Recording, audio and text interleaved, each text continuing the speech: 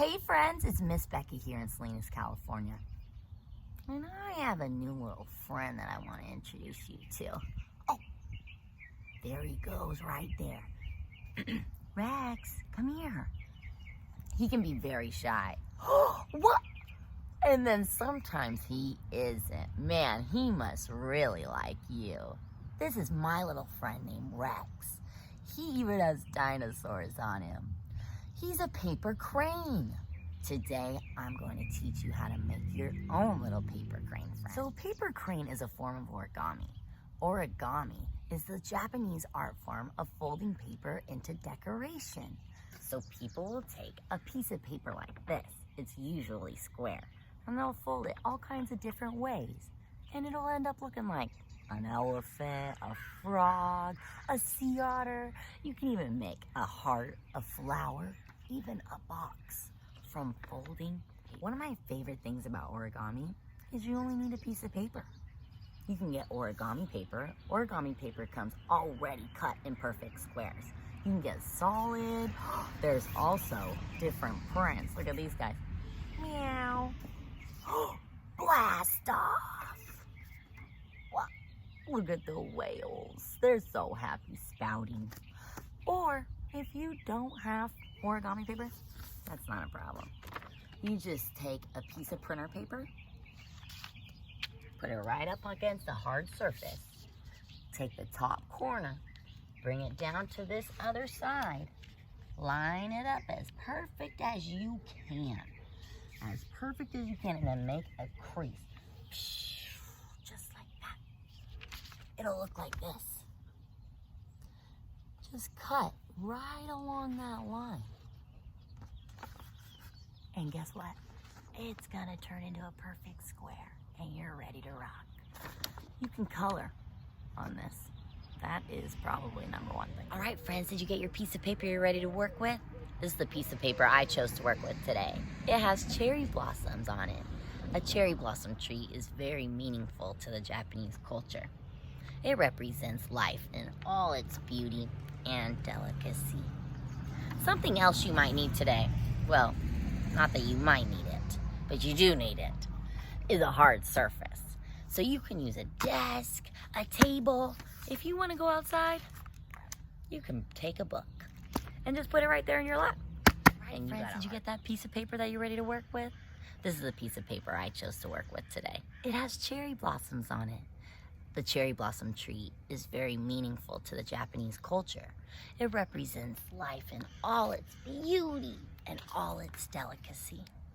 So one more other thing we're gonna need today is a hard surface. I'm going to use this wall, but if you have a desk, a table, or if you want to go outside, you could take a book and just put that book right in your lap, and now you have a hard surface to work on. When we start folding, I'm going to use words like top, bottom, left, and right. Let's recall what the left and right side is. Left hand, right hand. Our left hand can make a perfect L. Our right hand makes an L, but it's backwards, so it's not a real L. That can always help you figure out what your left side is. Really, origami is great practice for your fine motor skills. Your fine motor skills are all the small muscles that you use to do really small, tiny, intricate things. Man, it can be tough. So if you're 5 or younger, this might be a little bit tough for you. But if you have a grown-up close by, I bet they'd love to help you. So let's get started. First thing we need to do is pick whichever side we want. Well, I want the side with the pattern, and I bet you do too. So we need to put that facing downward on our flat surface. Remember, I'm gonna be up here on the wall, but you should be down below because that'll be easier for you. The first fold we're going to make is we're going to take the bottom corner and we're gonna bring it all the way to the top. When we make these folds, we don't do it super fast. It's very delicate because the creases that we make are really important. I'll show you what a crease looks like once we make it. We want to line it up as perfect as we possibly can get to where the paper is exactly lined up. If you're being sloppy, it looks like this. Don't be sloppy because that's gonna make it really hard for your folds in the future. So we're gonna take that bottom all the way to the top. Try to make it as perfect as possible. And then we're going to make our first crease. We're gonna bring our finger down, and we're gonna crease that bottom fold. There we go. Kind of looks like a hat. So far, so good, right? We're gonna take our left corner and we're gonna bring it to the right corner. All the way over. Hello, friend. And we are going to make another crease. So now your origami looks kind of like a butterfly. We're gonna put it back on our surface. And you know what? I'm gonna flip it over because I like it this way. With our index finger, we are going to put our finger in that opening all the way to the top of the tip of the paper. With this other hand, we're going to gently bring the top flap down to match as perfectly as possible. And then we're gonna make that crease. So your paper's gonna look a little bit like a diamond. And we're going to turn it around and do it to the other side. Now this you have to be careful of. A lot of people like to do this and match it up with a diamond. Nope, there is a full middle crease that you can make to help you with this. There we go. Let's put our index finger all the way in there, come on. All right. With the other hand, we're gonna bring down this top flap gently. Ooh, try to matching it up as perfect as possible. That's as perfect as I can possibly get. You see how it's not totally perfect? That's okay. Next, you see how there's kind of a line down the middle. That's from the creases we've made. What we're going to do is we're going to take this left corner. Careful, there's two. There's two when you open it up. We're going to take this left corner and the bottom half of our diamond shape, and we are going to bring them in like this. Look I need my hard surface. All right, we're going to bring it in to the middle, like that. See that? I brought my left corner, bottom half, into the middle to match up with that line. Don't go over the line. Because if you go over the line, it'll hurt your next folds. Now we're gonna do it to the other side. Take our right corner, bottom half, bring it over. It's good to use two hands to try to get it as precise as you can. Precise means exact. So when you're done folding it, it's gonna look a little bit like a kite. We're gonna turn it around and do it again. Left corner, bottom half, to the middle. Make that crease. Right corner, bottom half, to the middle. That line, we're lining it up, remember? Make that crease. Wow, now it really looks like a kite. This next fold is a fold that we're going to do that's gonna make a crease that's going to help us in a further fold. Sometimes you make folds in origami and you're like, well, that didn't do anything. But later on, it will help you in a different fold.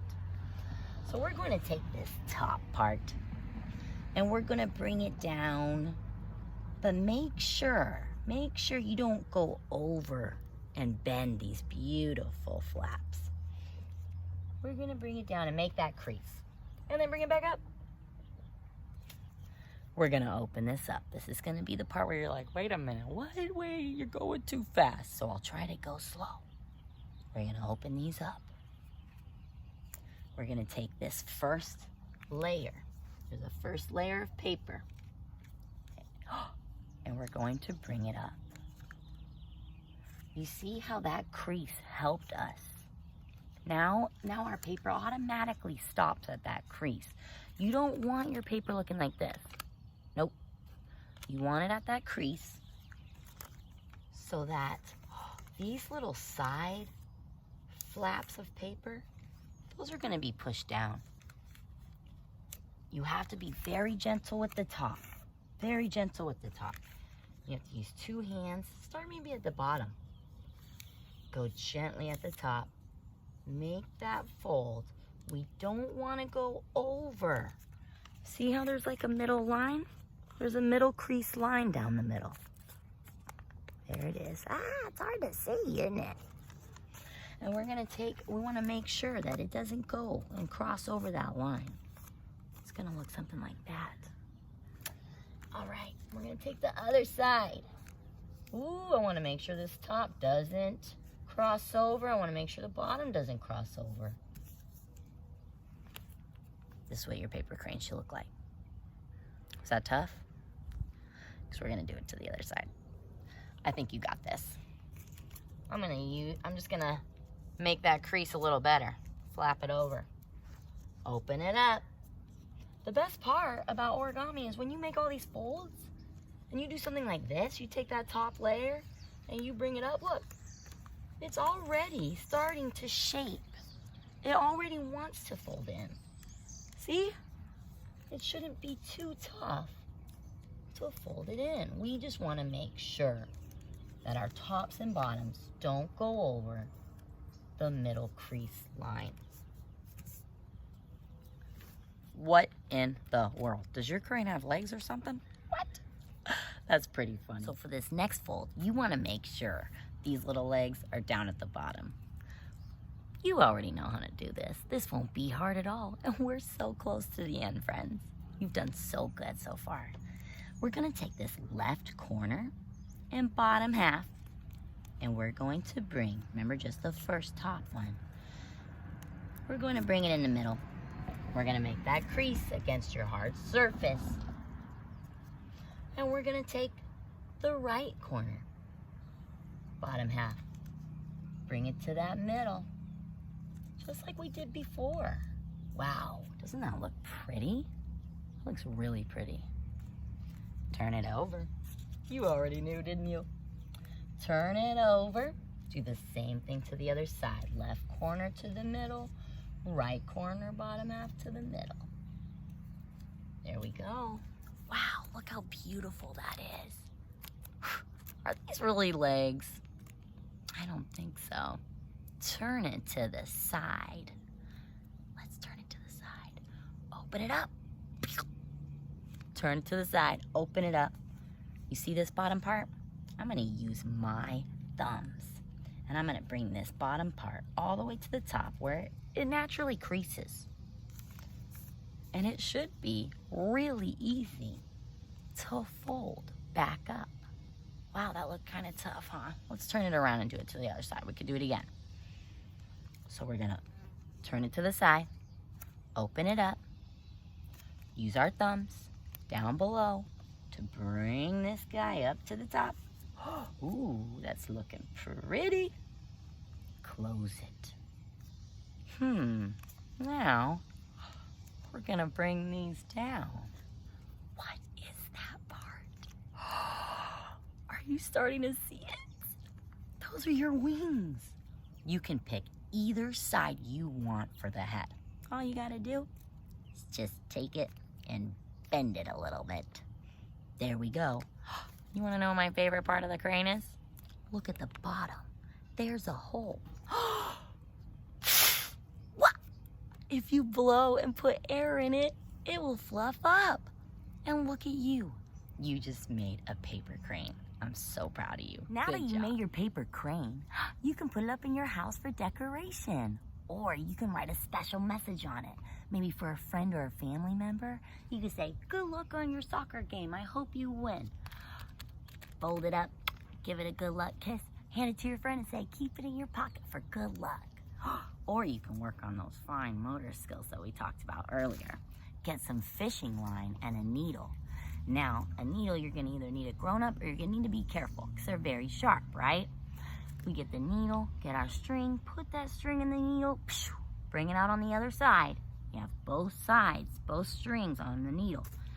Put that needle in that hole, and you're gonna see it poking up at the top, and you want to make sure it tries to get in the middle or somewhere on the top, and poke that needle through, pull it through, and you got yourself a bird to hang. You can hang one, or you can hang many, or you can also add some beads to it. Maybe put a beautiful crystal bead at the bottom so that you can hang it in the window and it'll bring rainbows all over your house.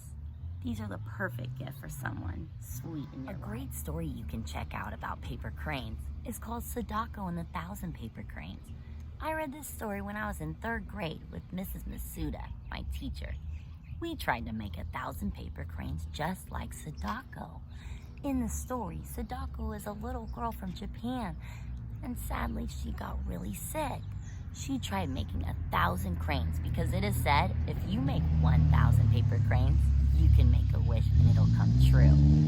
Maybe you can try to make 1,000 paper cranes too. Thanks friends for joining me. I always love to see your faces. Before we go, let's tell a little joke. When is the best time to buy a pet bird? When they're cheap? Oh my goodness, that's pretty silly. Have a great day, friends.